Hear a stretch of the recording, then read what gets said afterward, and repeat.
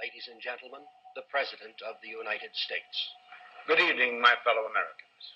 We now stand 10 years past the midpoint of a century that has witnessed 4 major wars among great nations.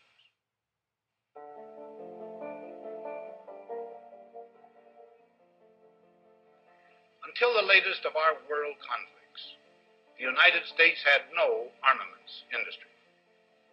American makers of plowshares could, with time and as required, make swords as well. But we can no longer risk emergency improvisation of national defense. We have been compelled to create a permanent armaments industry of vast proportions. Added to this, 3.5 million men and women are directly engaged in the defense establishment. Now, this conjunction of an immense military establishment and a large arms industry is new in the American experience.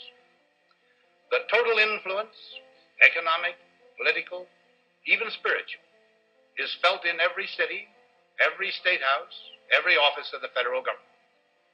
We recognize the imperative need for this development, yet we must not fail to comprehend its grave implications. Our toil, resources, and livelihood are all involved. So is the very structure of our society. In the councils of government, we must guard against the acquisition of unwarranted influence, whether sought or unsought, by the military-industrial complex.